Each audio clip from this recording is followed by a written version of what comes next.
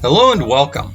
A couple of weeks ago I bought a new Marin Eldridge Grade 1 hardtail. While it comes pretty nicely equipped from the factory with a Shimano 2x9 drivetrain, a decently wide 740mm alloy handlebar, Tektro hydraulic brakes, and an SR Suntour XCM 30 fork with a manual lockout, there was always room for improvement. Well, that's true at least on most bikes that I am likely to be able to afford. So, that being the case, upgrades are almost a foregone conclusion. I started with the contact points, pedals and grips, as well as the seat post. First up, the pedals. Even before I took the Marin out for a shakedown ride, the stock pedals had to go. They were the typical all-resin units with molded nubs. Pretty much no traction for trail rides. Instead, I installed a set of used Rockbros resin pedals with replaceable steel pins. Candidly, these are knockoffs of race-face Chesters. That said, they are fantastic pedals for a much lower price. I've used these Rockbros on several bikes, and I have always found them to provide plenty of grip. The next thing that I did was to install a set of Oury lock-on grips to replace the stock Entity slip-on grips.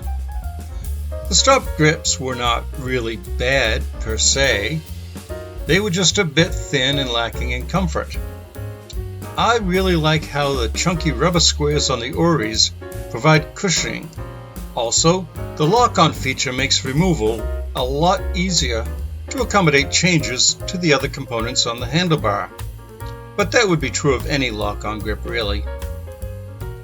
Speaking though of components on the handlebar, you may have noticed that there is a TranzX dropper post lever next to the left side brake and shifter.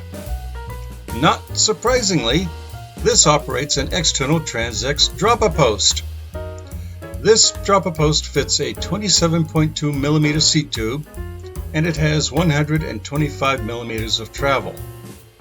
Now, because the Eldridge Grade, both the base and the one, run an external rear brake line, I was able to piggyback the dropper cable on it.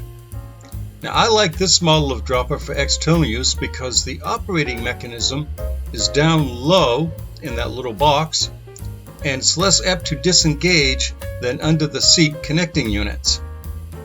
You also don't have a lot of excess cable flopping around when you drop the saddle. Now this dropper, it works like a charm, and honestly, I would consider a dropper to be the best upgrade for any mountain bike. It just makes trail riding so much more enjoyable. And speaking of trail riding, these upgrades really aren't worth much if the bike just sits in a shed. Okay, worth being a relative value since I already owned all three of these. So, naturally, I took the bike out for a ride.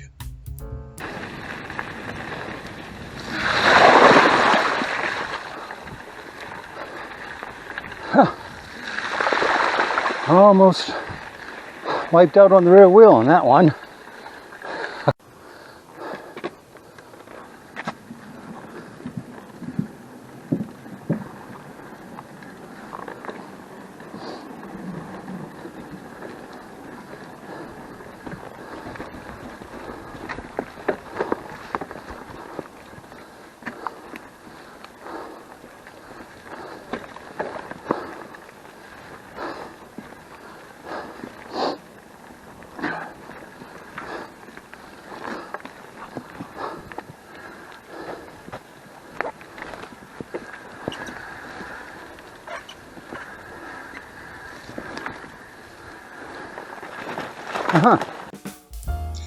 If the fun quotient of a mountain bike ride is measured by the amount of mud and dirt that you get on your bike, then I did pretty well with the Marin.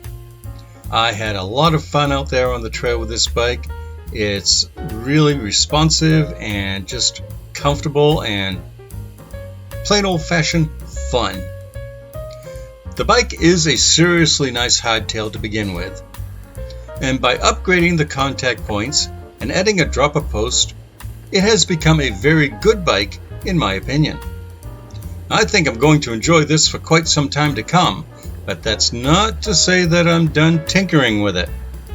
I could see myself in the not too distant future going with a 1x setup, and I especially want to swap in a rear derailleur with a clutch.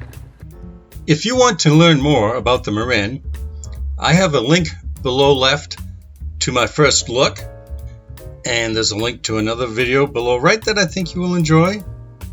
And as always, thank you so much for watching. Seriously, I do appreciate that. Goodbye and have a wonderful day.